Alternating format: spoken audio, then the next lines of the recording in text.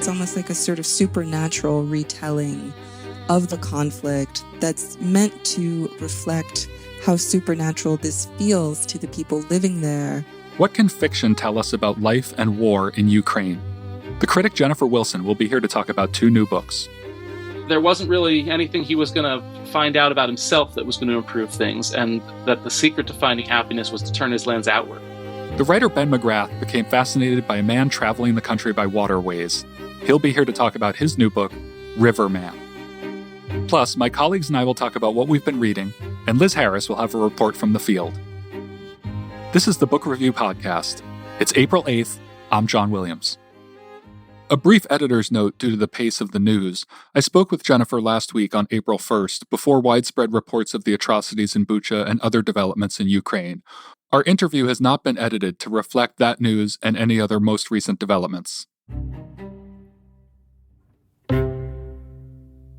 The critic Jennifer Wilson joins me now. She's a contributing essayist to the Book Review, where she writes about a wide variety of subjects.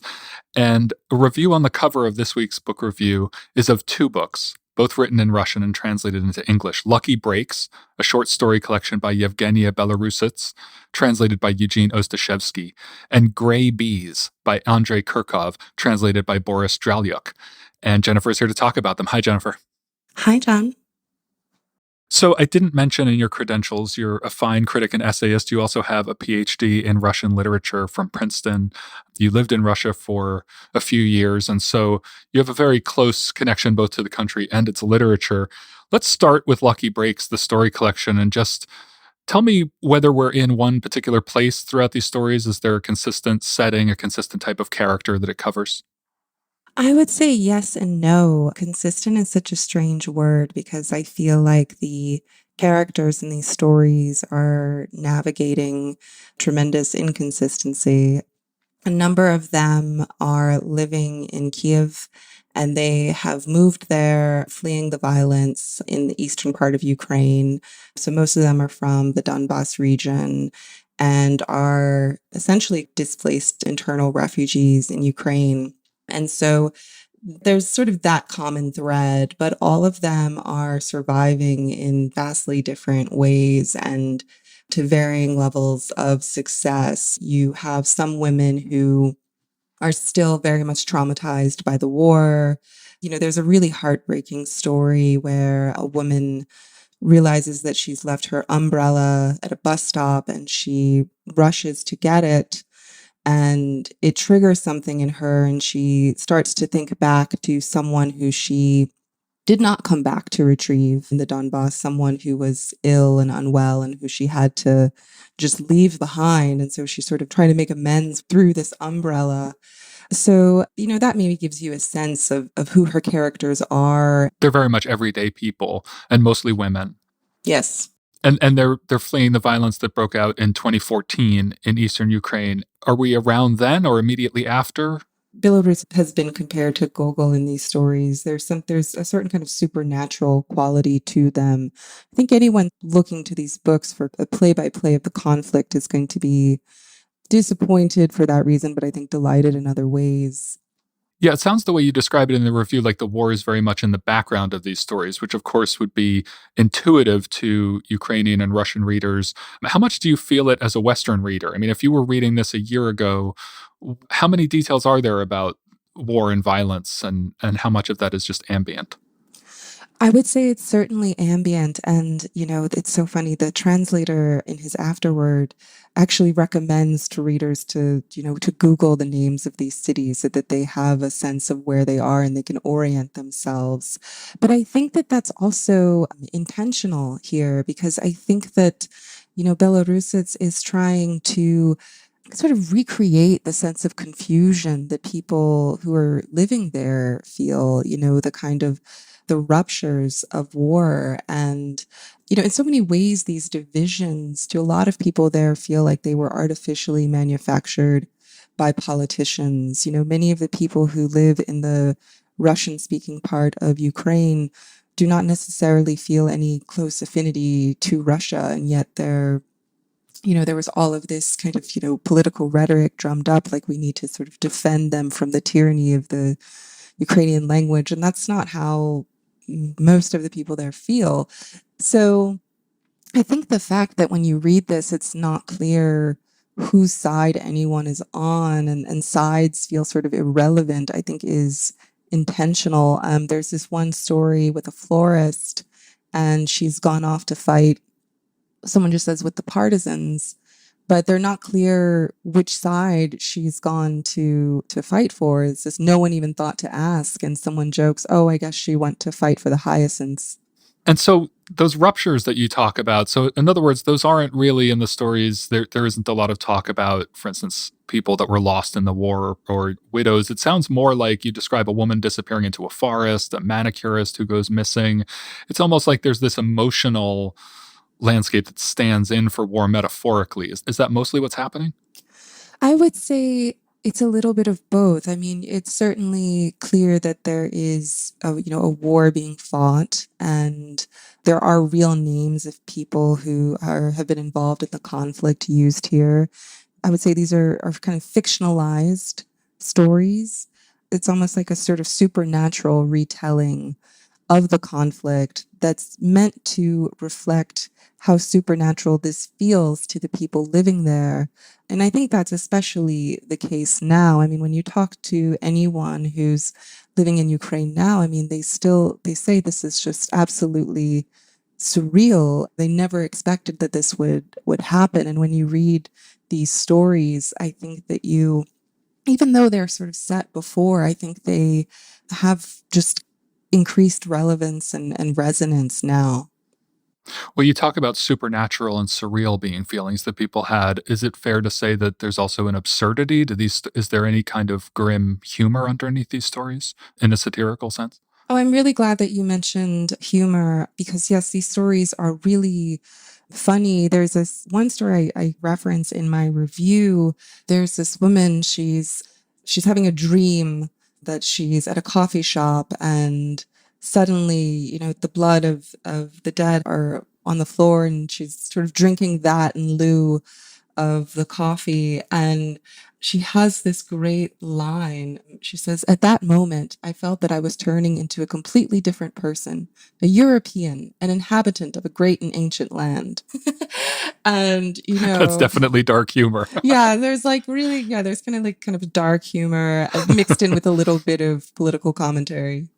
And in terms of the not commentary, but just if there's a tone relative to, let's say, the people suffering or the cyclical nature of war, it sounds like more than a stiff upper lip kind of attitude. There might be a bit of resignation or cynicism in the tone. Like, do these characters assume that, from the vantage point of now, would these characters be surprised at what's happened in the last few months? These characters strike me as women who would be surprised by what happens to them kind of hour by hour. They are kind of out of time. They are disoriented. And as I said, like many of them have been displaced already. So they're already struggling to cope with the disconnect between past and present. So their sense of time is fractured, and to me, they just seem very vulnerable. And I was going to say, it seems like any of them could just kind of collapse at any moment. And actually, I just remembered there is a story where, in fact, someone does just suddenly collapse on the metro. She's been putting on a brave face. The only job that she's been able to get has been selling markers. And she's saying, get one. They highlight the main idea. And then someone, sort of recognizes her as someone from the eastern part of Ukraine and shoots her a dirty look. And she shortly after proceeds to just collapse. And, I think that's another important subtext here. Anyone from the eastern part of Ukraine for a really long period of time experienced discrimination and stereotyping in the western half of Ukraine. They were perceived as being kind of stuck in the past, still nostalgic for the Soviet Union, too Russian. Less cosmopolitan. Yes, less cosmopolitan, too kind of oriented towards Russia. And so when the fighting broke out, those attitudes intensified. And so these women are also experiencing discrimination. And that's also something that's woven throughout the text, but never kind of looked at, never kind of discussed explicitly, but, just kind of a dirty look here or there, people just kind of looking at them strangely and suspiciously. That's really interesting to me because you mentioned that, and you mentioned earlier on the podcast that if you're looking for details about war and the conflict and kind of specific political things, this might not be the place, but to hear that idea about Ukraine itself being split and the ways that people see each other there, I feel like that kind of texture is what people are missing right now, in the sense that, everything gets turned into sort of a binary feeling. And so how much do we even know about Ukraine? It's just interesting to know more about how the people have lived there in recent years. Yes, absolutely. Let's turn to Andrei Kurkov, whose new novel is Gray Bees. I didn't recognize his name when I started reading your review, but then I realized when you mentioned it that I had read his book Death and the Penguin. Yes. Which is a satire, a crime novel about a man who writes obituaries who lives alone with his pet penguin in Kyiv, which, as you can tell from the title and the description, has a definite vein of humor in it. In Gray Bees, we're with a man who's a beekeeper. What is his situation at the start of the book? So his name is Sergei Sergeyevich, which the nickname for Sergei sounds like the word for gray.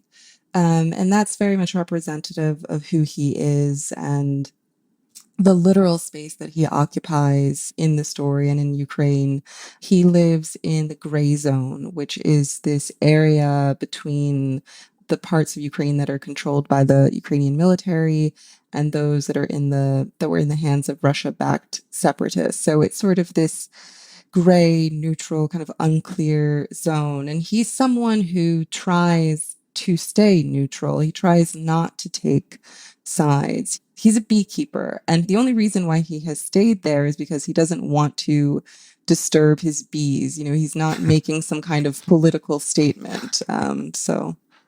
Is it safe to say that his neutrality is not itself a political stance? It's a true lack of interest in those things in a way.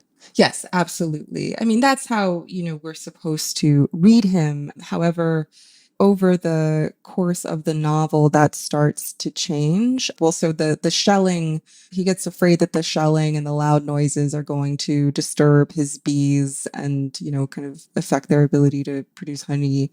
So he's like, I've got to get my bees out of here. And so he goes on kind of a road trip across Ukraine and encounters various people, a young man was fighting and now has PTSD. He goes to Crimea to visit a man he met at a beekeeping convention 20 years ago, who is a Crimean Tatar. And Sergei sees the way that this kind of minority population in Crimea is being discriminated against by Russian occupying forces. And so it's about neutrality, but it's also about the impossibility of staying neutral. Right. And given the humor in Kurkov's work, that's present here too. And in the beginning, are we supposed to, in some ways, find him silly because he believes he can remain neutral in such a charged situation? It's a little different than Death and the Penguin, which is sort of so instantly kind of hilarious and absurd. And this one is actually sort of a kind of a sweet, simple story, but in a way that's sort of like deceptively so. You kind of watch someone's sort of sweetness be pushed to its limits. Certainly there's moments of humor. So there's only two people left in his little town at the beginning of the story in the gray zone.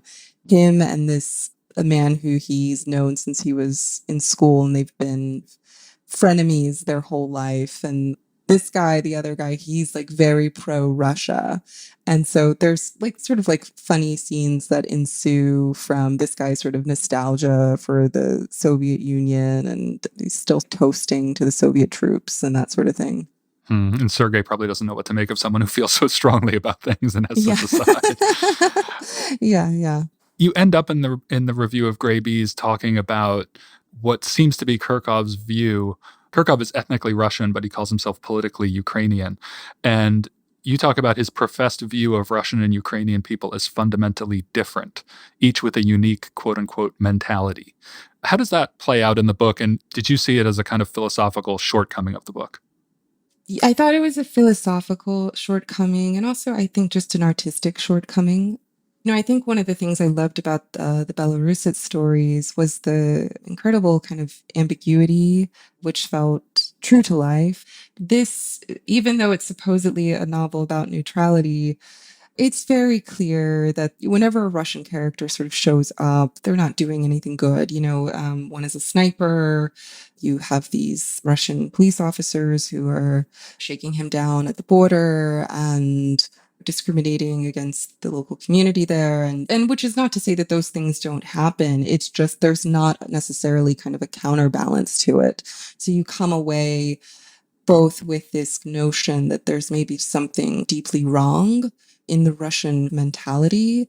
And that also just sort of makes for not the most compelling narrative because it just sort of feels like we're kind of being led to one conclusion throughout the novel, which is sort of disappointing because one of the things I love about Korkov is how his fiction can take you so many different places.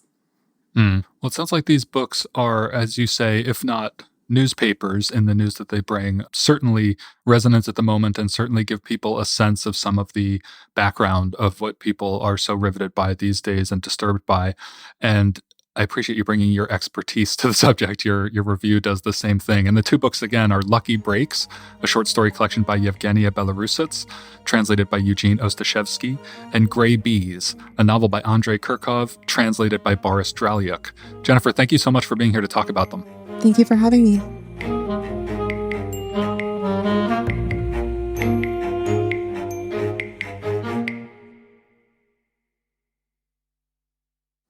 Ben McGrath joins us now. He has been a staff writer at the New Yorker magazine since 2003, and his new book is Riverman, an American Odyssey. Ben, thanks for being here. Thank you for having me. So your book is about Dick Conant, an American original, as you call him. Describe the first time you met Dick. There's a great scene in the book, but describe it for listeners.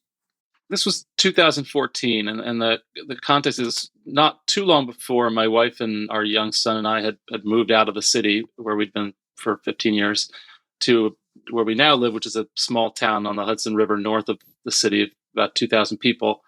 When you move to a small town after having lived in the city, I think you worry a little bit about settling into a kind of cloistered and predictable life. And so I was sort of delighted to discover one day that my neighbor, who lives right on the river there, had invited a man into his house who had come off the river, who looked, I kind of thought of him like a little bit like a hillbilly Santa Claus. This giant guy with bib overalls and kind of muddy boots and a patchy beard. And my neighbor says, this guy's paddling from Canada to Florida. And so he just drifted right past our house.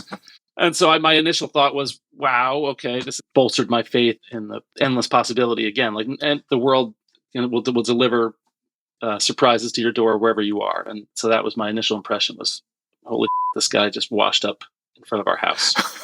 And so you get to know him a little bit. There's a dinner, I think, that he's attending at your neighbor's house. A breakfast, but yeah. Yeah, and then where does he go after that, and when's the next time you run into him? When I met him, it was Labor Day, and I was sort of off the clock, so to speak. I didn't have a notebook with me or a tape recorder or anything. And my kid was with me, and he was a toddler, and he was less interested in this new man than I was. Even though I immediately, my first thought was, oh, it might make a nice article, but really, this is a bedtime story for my son.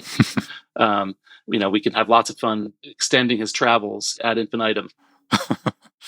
When you heard that he was rowing from Canada to Florida, one of your first instincts was disbelief, right?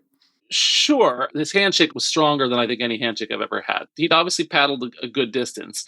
But one of the things that became clear was he was talking about other trips he'd done. He was reenacting a scene when he almost got run over by a barge on the Mississippi near St. Louis.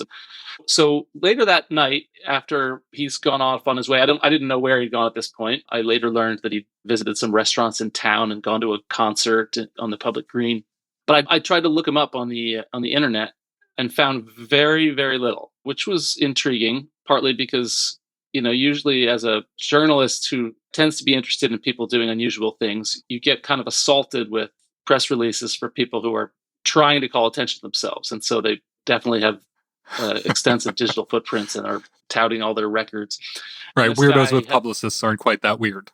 exactly, that's right. And this guy, who was, by the way, he was in his early 60s, right? So you're talking about a man who's lived long enough on this earth that you would imagine that he would have a larger digital footprint than he turned out to have. One of the only things I found about him, there was a forum by some fishermen in Texas who talked about having, I don't know, it was the 7 or 8 years earlier, having met this guy, saying he was paddling from Buffalo to Texas. So I got the sense, all right, well, maybe this guy's not completely full of it if there's some other corroboration out there online that other people have met this person and been amazed or puzzled. So I woke up the next day regretting that I hadn't had a notebook with me and determined to track him down. The book opens in North Carolina with a kind of chilling scene. Describe that and maybe the overall arc of the book without giving anything away. What inspired the eventual search? Sure. So, like I said before, my initial interest in and curiosity about him was as a kind of a bit of a lark. It might make a nice short article and a bedtime story for my son. And I interviewed him for the sake of that article several times and was really captivated by him. There was something amazing about his sense of wonder amid a life that I gathered had been very difficult. But that's sort of all it was for me, just a little article, until 3 months later, I got a phone call. My second son had just been born, and I picked up the phone from an unknown number, and then I hear a voice with a kind of a southern accent say, "Ben McGrath?" And I said, "Yes." And he said, "Well, I'm investigating a missing boater." It only took me, 1 or 2 seconds to realize who he was talking about. But at the time, and it was just, I hadn't been sleeping very much, and everything was just so dizzying. I later learned at the time he was sort of hoping that the boat was mine. I had given Dick Conan a piece of paper with my name and number on it. And when they found his boat in North Carolina, upside down, one of the first things they pulled out among all the belongings was the piece of paper that I'd given. And they called that number, kind of hoping I would say, "Oh yeah, that's my boat. I'm over at the bar." Right. So then I was sort of drawn back into it because I couldn't shake some sort of feeling of almost responsibility for having enabled this quest that maybe turned out to be doomed.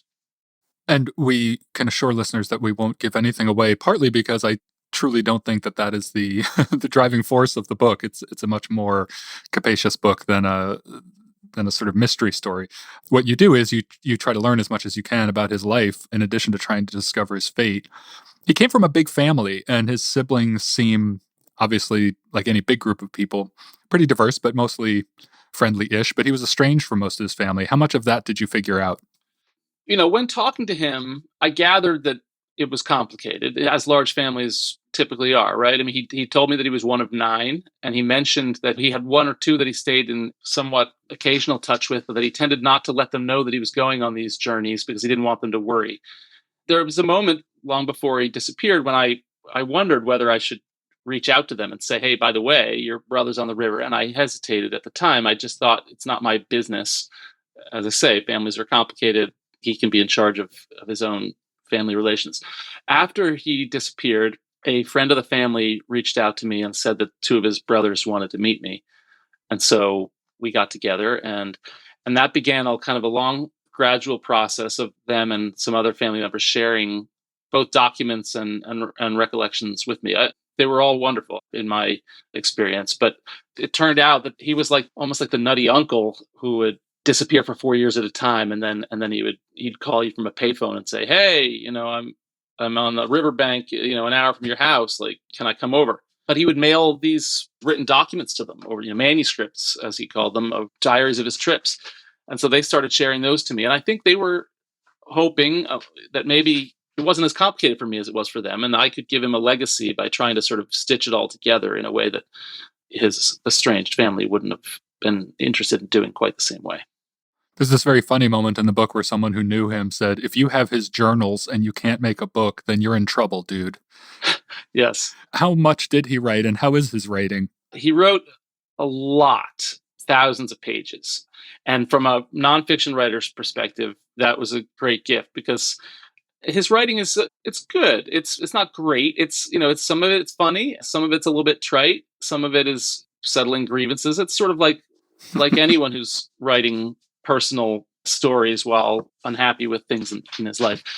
But the thing that was amazing about it was actually not the sort of the creativity of the writing, but just the raw information in it. He documented everything he did. And so he would have a conversation with you or me, and he would go home or go home. He would go to the riverbank, to his sleeping bag at the end of the night. And before going to bed, he would write down everything he'd heard. He had it almost like the auditory equivalent of a photographic memory. I'm not sure what the term for that is. He made it pretty easy to piece things together. I ended up speaking to more than 200 people whose names appeared in Dick's writings to try and vet the information. How did he become so resourceful? You talk about the skills that he obviously must have had to go on these journeys, like the complicated boiling of water from rivers and many other things. What was his deep background and how did that happen? On the river techniques, I think it's sort of trial and error, but he'd been trying to make things work for himself for a couple of decades before he reinvented himself as a riverman. The other thing that it's important to understand is I think, you meet someone who's sort of a marginal character and you kind of imagine that they've always been a marginal character. And one of the things I learned from his family early on was that actually, no, he was a star, a child. He was the golden boy, right? I think in his high school yearbook, he'd been Mr. Picture Perfect. And he was kind of an exemplar of his times in a lot of ways. He went to Woodstock. He indulged in the counterculture. He was a varsity athlete. He kind of ticked all those boxes. But while trying and failing to make a successful life for himself through his early adulthood, he worked in hospitals. He studied in a number of graduate schools. He was kind of a nurse, basically, a surgical technologist. He worked on the railroad, and he joined the Navy, and he traveled, and he learned a little bit about navigation by being a quartermaster in the Navy. And then at a certain point, he became kind of temporarily homeless, and he sort of learned some basic survival skills. But he didn't actually become a river explorer until he was about 43 years old. You write at one point in the book about the American river trip canon, and obviously he fits into a spectrum of sorts. There's obvious echoes in this book of John Krakauer's Into the Wild, but of course in that story we're talking about a very young man, and to your point about having felt like you maybe enabled him, it's a little different giving a talking to a 60-something man that is, living his life than it would be to sort of a starry-eyed kid. Where do you situate him on this continuum of searchers, and what do you think he was looking for, and how much do you think he was content with his life? Well, so on the Into the Wild front, I mean, a number of people brought that up, including a reader of my first article about him, who kind of eerily prescient mentioned Christopher McCandless, who died in a school bus in Alaska, and this was before Conant had gone missing.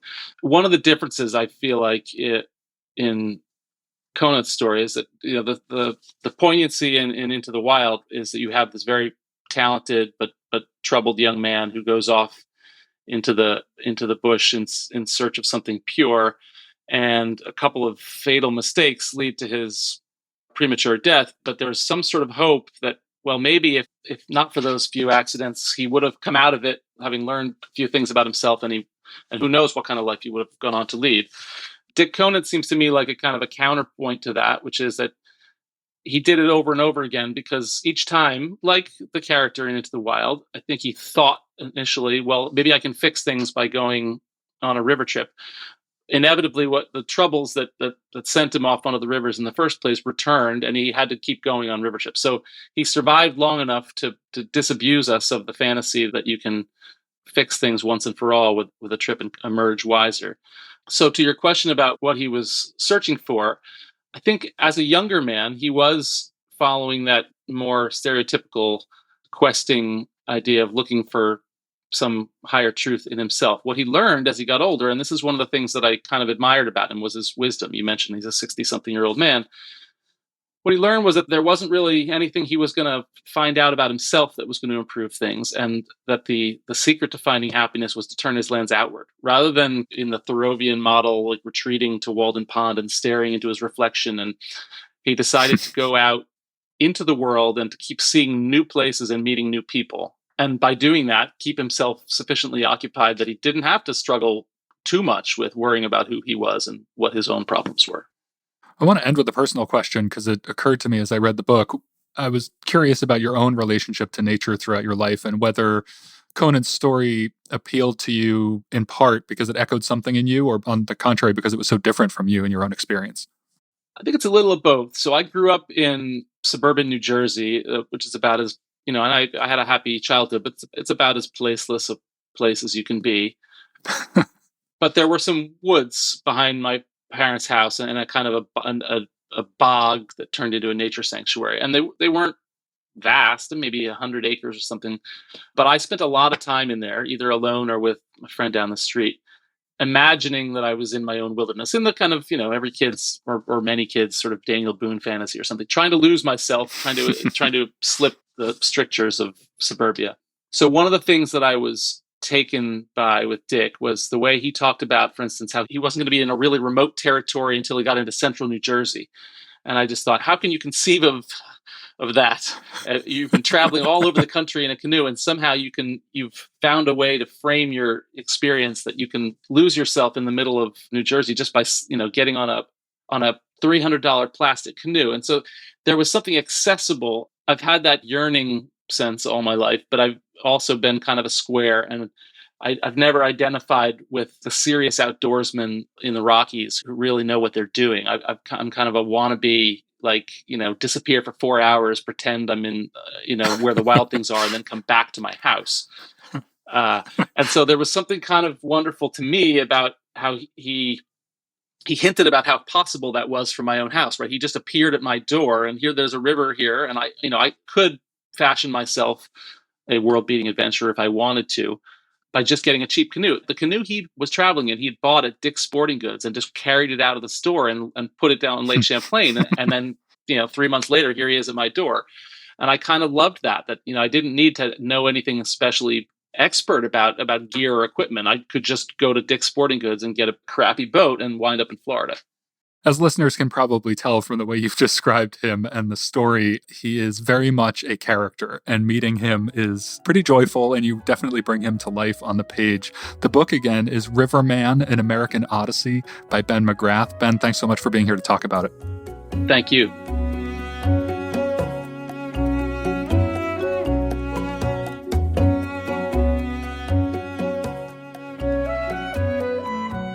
Liz Harris joins us now with news from the field. Hey, Liz. Hey, John. Some troubling news in the reading world this week. Yeah, so this week we're going to talk about book banning. Book banning is a perennial issue every year.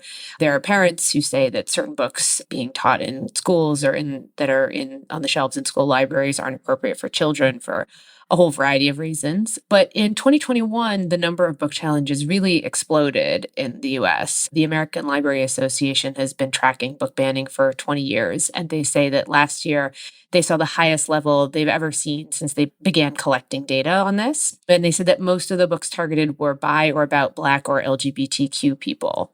And it's not just the number of challenges that's increased, the tactics have also become a lot more intense.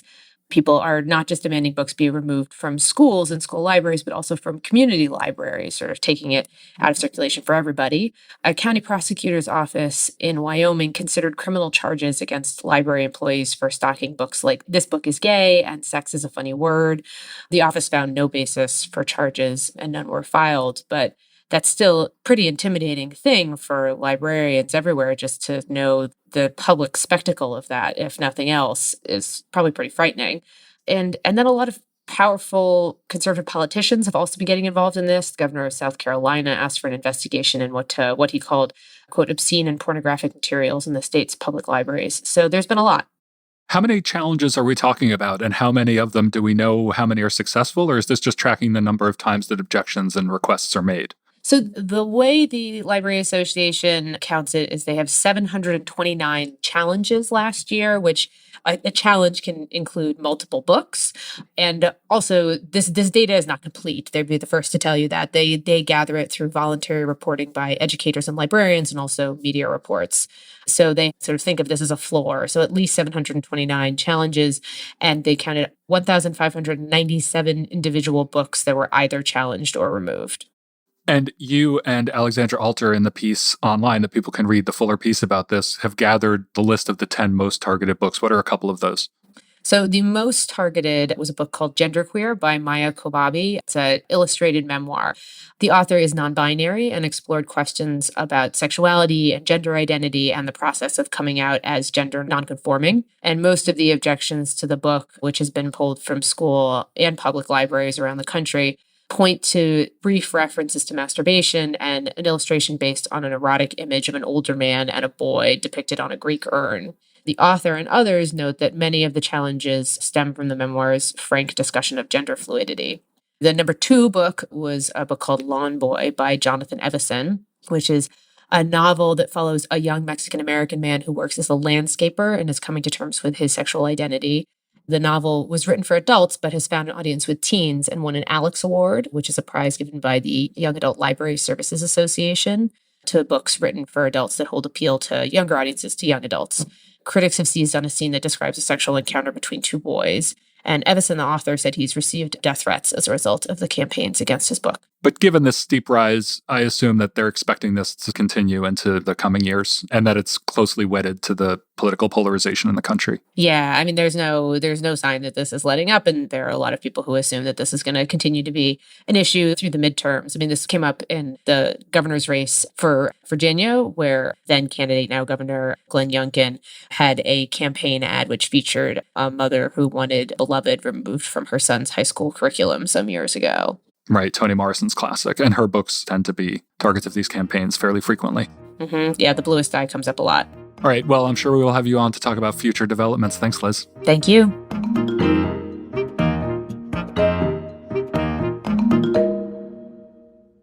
I'm joined now by my colleagues Lauren Christensen and MJ Franklin to talk about what we've been reading lately. Hi, guys. Hey, John. How are you? MJ, let's start with you. What have you been up to? So I have been reading 2 books side by side, and it's funny because they are completely different. One is Young Mungo, the new book by Douglas Stewart, and the other is the Heartstopper series, the YA graphic novel series by Alice Oseman. I'll start with Young Mungo. So it's by Douglas Stewart, who you may know as the author of Shuggy Bane, which was beautiful and devastating. That book was about a family following specifically a boy, Shuggy, who is navigating his mother's alcoholism. Young Mungo, I think I've heard it described as the cousin to that book. It follows another boy, another family with an alcoholic mother. And this time the boy kind of sparks up a relationship with someone.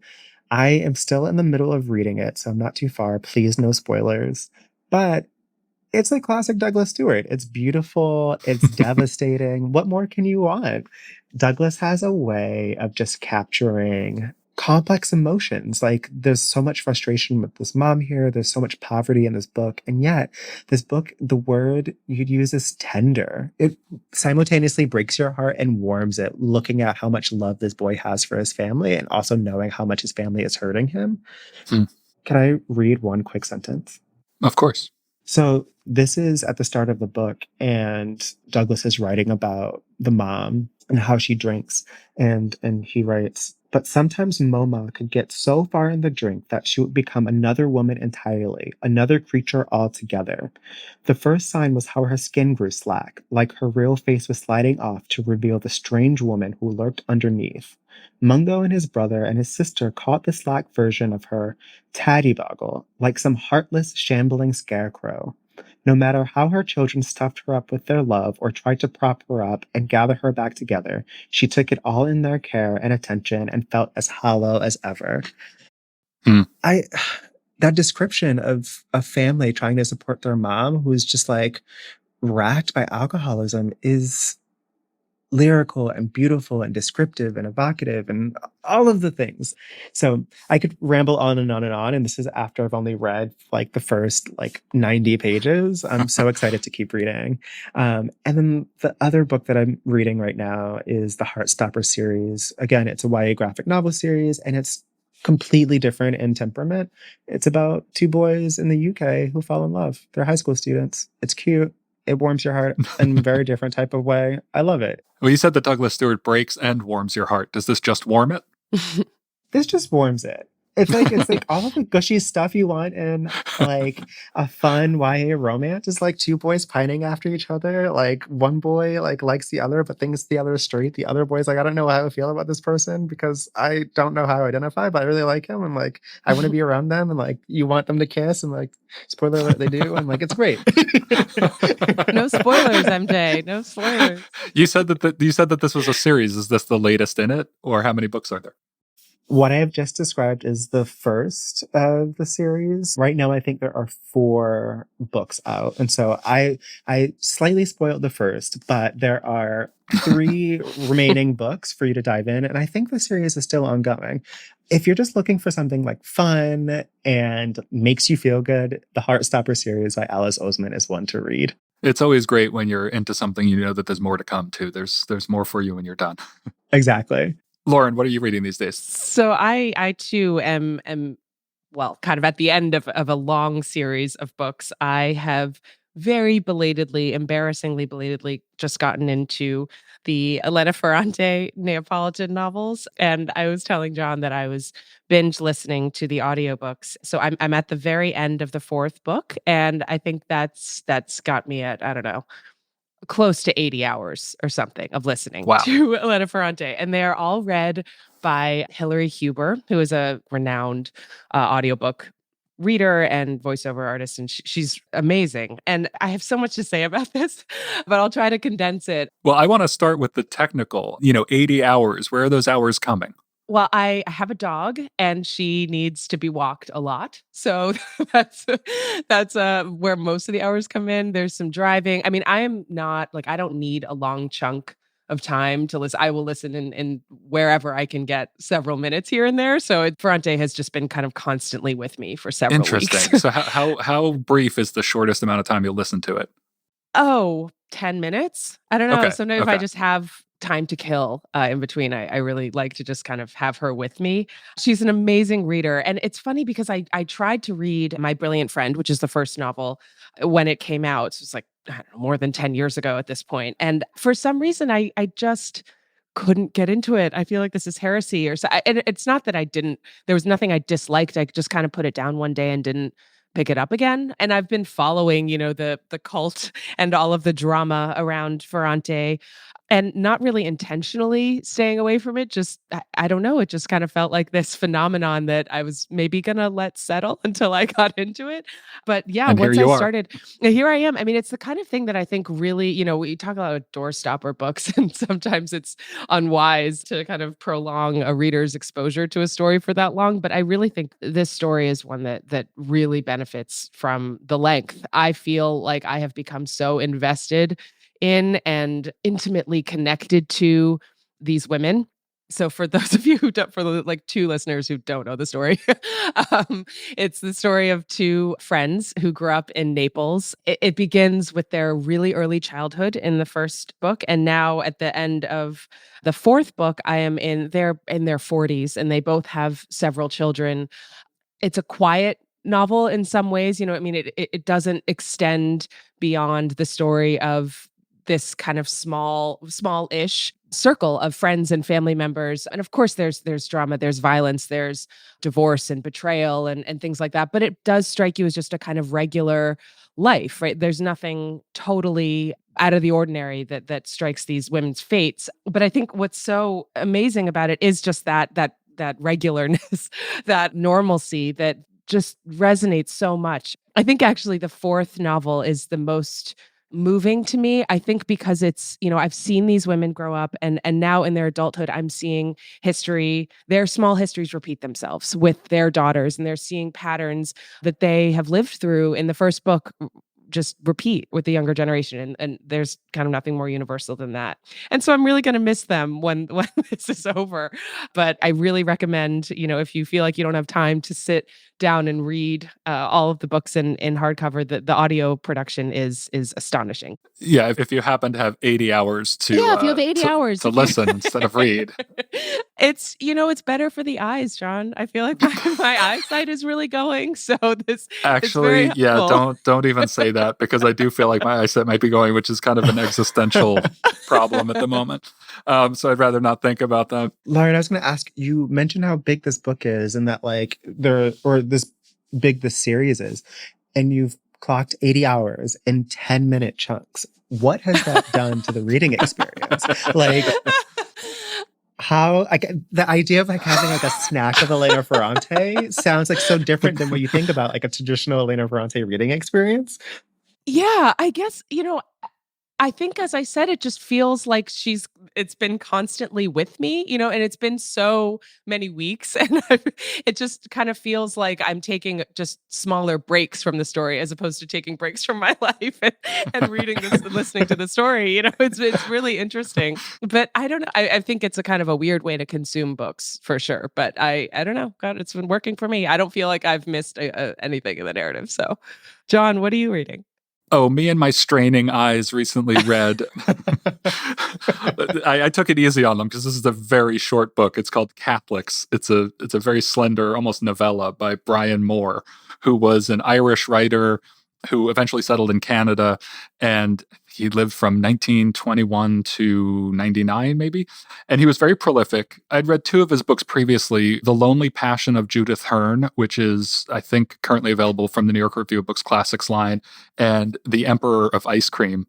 Great title. Mm-hmm. And I had been meaning to read this book for many years because I think that David Foster Wallace and other people had written about it or recommended it to people. And it's funny because it couldn't be more different from Wallace. But I read it in about an hour. It's 89 pages, and it's about a priest from Rome, Father James Kinsella, who goes to this remote island off the coast of Ireland to talk to an abbot there, because the abbot and the people who are under him, they perform these ceremonies outdoors in Latin, and people flock to them, and they use loudspeakers because the crowds get so big.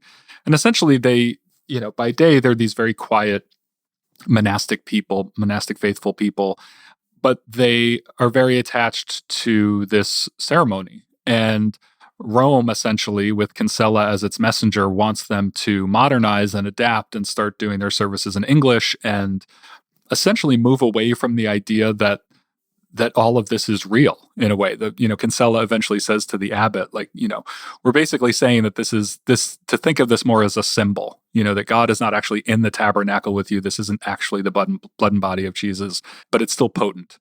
But essentially it will, appeal to more people, bring in more people. And so I think it was turned into both a play and a movie. It has this very simple structure to it. The guy arrives on the island and he has a series of conversations with the abbot and he leaves. And the abbot is kind of on the precipice of not losing his faith, but his faith is pretty shaky itself. And so it's like, what is he going to do? Is he going to bow to the dictates of Rome and make his people do this and upset them? Or is he going to be stubborn and say, get off my island, we're going to preserve our old ways here? And there's this incredible drama in that one decision. And very little happens in the book, but it's beautifully told, and it reads a bit like a fable. And I was really glad that I finally got around to it. It's all the books I've read by him have been very different from each other. And I think he wrote something like 20 novels. So I think there's a lot more to explore and probably a lot of different voices, and a movie to check out as well. John, you said it was 89 pages, and I was hoping that you'd say it took you 80 hours to read as well. Well, yeah, I would read one page at a time. Okay, I also now I want to correct myself. It's not 80 hours. I just want to, just for any sticklers out there, each of the four audiobooks is between 12 and 19 hours. So it's and they're okay. 4. So I was stretching. I was stretching a point to make a point. Please forgive me. It's basically 89 pages. I'm still giving you a lot of points for endurance. Yeah, so that's fine. Same. Okay, it's 72 hours. Yeah, thank you. All right, let's run down the books we read again. I am reading Young Mungo by Douglas Stewart and Heartstopper by Alice Oseman. I'm listening to the Neapolitan novels by Elena Ferrante and read by Hilary Huber. And I read Catholics by Brian Moore. Remember, there's more at nytimes.com/books. And you can always write to us at books@nytimes.com. The Book Review Podcast is produced by the great Pedro Rosado from Headstepper Media. Thanks for listening. For the New York Times, I'm John Williams.